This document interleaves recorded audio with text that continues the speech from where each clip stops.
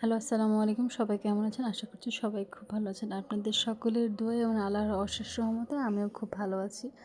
তো এখানে ফার্স্টে একটা ডিমের স্ক্রাম্বল করে নিচ্ছি।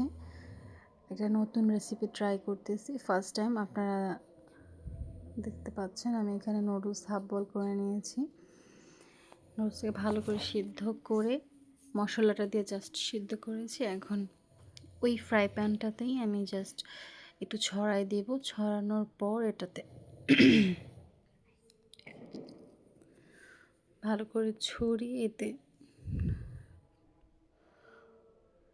দিয়ে দেবো টমেটো সস, পরিমাণ মতো টমেটো সস,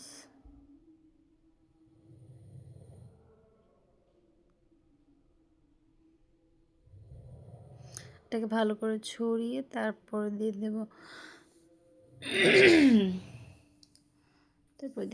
ম্যায়োনিজ। ম্যায়োনিজটাকে ভালো করে ছড়িয়ে নিচ্ছি। আর রেসিপিটা যদি ভালো লাগে প্লিজ একটা লাইক করে দেবেন। এটাকে ভালো করে ছড়িয়ে, আর এটা হচ্ছে আমার মনে হয় আমারই ফার্স্ট রেসিপি এরকম। আর এই যে ডিমের স্ক্রাম্বলগুলো এবার ছড়িয়ে দিচ্ছি। ম্যায়োনিজটা দেওয়ার পর তারপরে পেঁয়াজগুলো স্প্রিংও গোল গোল করে কেটে নিয়েছি, ওটাকে ছড়িয়ে দিচ্ছি। কিছুটা টমেটো দিয়ে দিলাম, একটু এই তো ক্যাপসিকাম দিয়ে এখন আমি এটার উপরে পরিমাণ মতো চিজ দিয়ে দেব।